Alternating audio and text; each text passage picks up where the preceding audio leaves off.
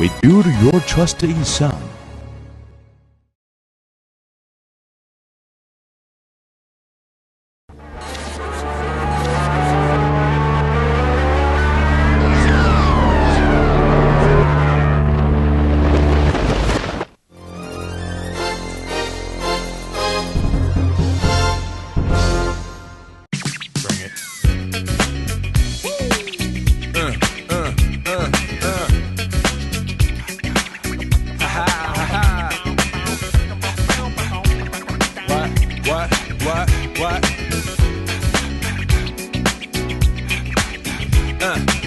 On your mark, ready, set, let's go. Dance floor pro, I know, you know, I go psycho when my new joint hit. Just can't sit, gotta get jiggy with it. Welcome to the United States for the second time. After our recent reports from France, UK, Italy and Belgium, we report you from Philadelphia, the city where the U.S. Declaration of Independence was adopted in 1776. Last week, Philadelphia hosted PV America, a regional solar energy event presented by the Solar Energy Industries Association and Solar Electric Power Association.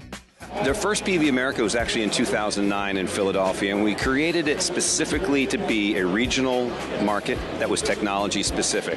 What we saw through the policy work that we've been doing is that this mid-Atlantic market would grow, and that's exactly what we've seen. So we're back in Philadelphia in 2011, again, to really make sure that we're bringing the industry to where the market is. To just have the Solar Power International Conference in California and then this year in Dallas really doesn't do enough for those who are the installers on a regular basis to see the new technology. So we wanted to make sure we had a regional show that we could move around the country to those emerging markets. So this year we're in Philadelphia. Again, the reason why is because this is the biggest market in the country, from DC to Boston, and it allows a lot of the installers who don't have the opportunity to go to SPI to participate in the conference. But at the end of the day, this does not compete with the Solar Power International show. The SPI show is not only PV, but all solar technologies. It's a much larger conference. It's more of a national focus when it comes to policy and markets in general. And we're expecting SPI to be more successful this year than ever before. The year 2010 was very successful for the solar business in the U.S. We asked Shail Khan at Green Tech Media about major trends in the industry. The U.S. market is somewhat unique in that it has three very vibrant market segments, in contrast to most historical demand centers that have been focused around a particular market segment. For example, residential in Japan, residential and small commercial in Germany, or utility scale in Italy and Spain.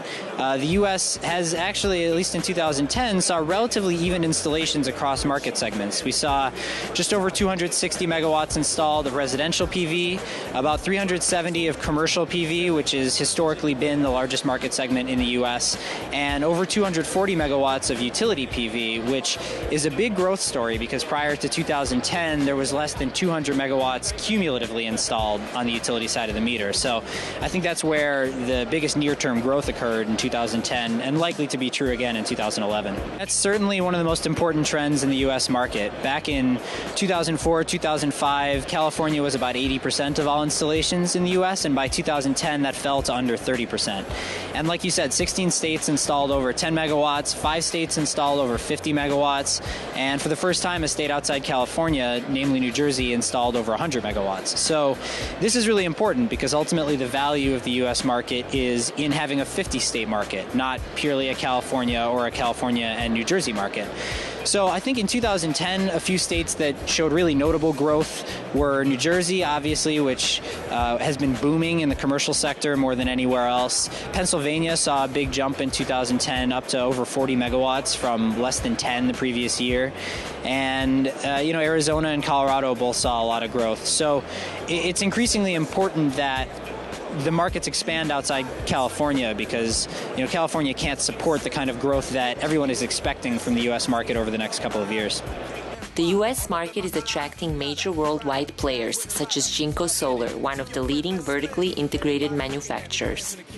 Mainly we are thinking is that the market in the U.S. is picking up very rapidly, more than last year and the year before.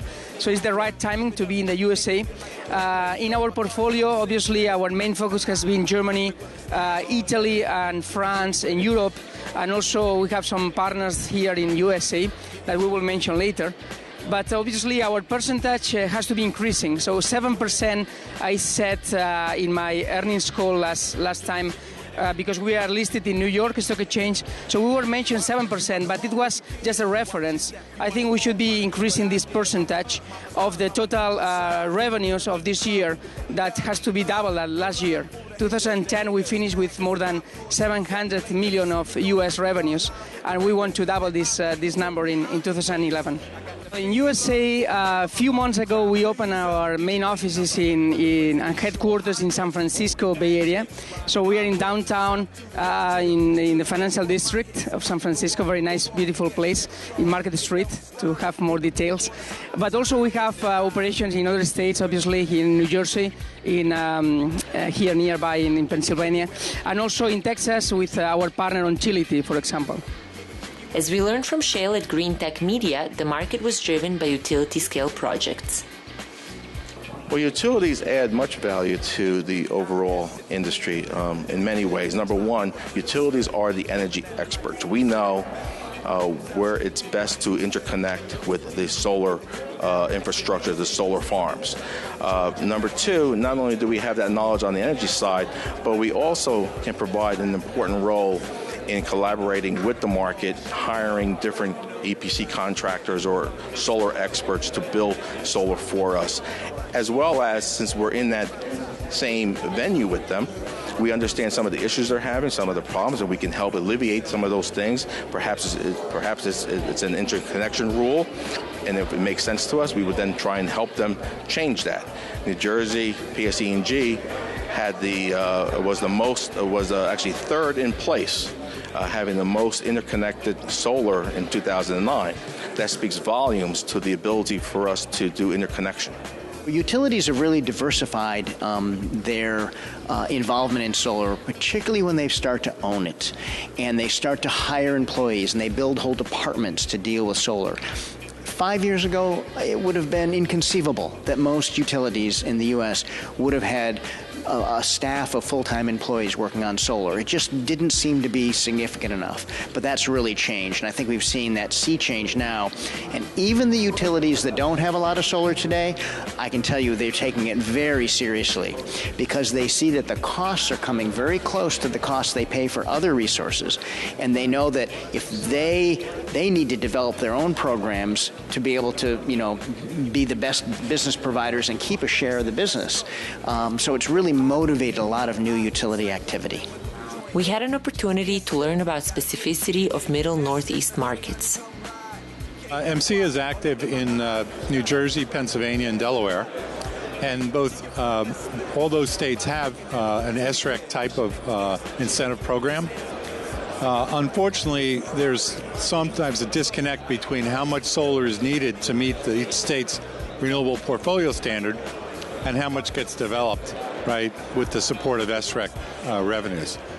So we're now in a cycle in Pennsylvania where it looks like we're going into a trough, right, of solar being installed because there's too much that was delivered in the last year or so. In New Jersey, we have a lot of solar going in on rooftops for homes and businesses and the largest warehouses, but we still have high SREC prices. So we are moving toward long-term contracts, which make projects more financeable. We were also curious if the solar business is going to be so promising in 2011 as in the previous year, even though certain state and national subsidies are likely to finish. The solar industry is, in the grid-connected market at least, is competing with existing power plants. And again, those power plants have been subsidized and amortized by the ratepayers over the past 25, 30 years or more. So we compete with that power. Solar can't compete with the old power yet unless there's some additional incentives. And that's what the U.S. has been doing. That's what other countries around the world have been doing to help get the industry moving. And now we're at enough scale where the prices have come down dramatically, and the whole industry is obsessed with getting to a point where we don't rely on any incentives, and we think that's going to happen over the next 5 to 7 years. That's all from PV America 2011. In the upcoming days, we will publish many interesting interviews on our devoted channel, thanks to our exclusive sponsor, Jinko Solar. Solar PV TV team is looking forward to seeing you again in the U.S. at Intersolar in San Francisco and Solar Power International 2011 in Dallas. Getting jiggy with it. Getting jiggy with it. Getting jiggy with it.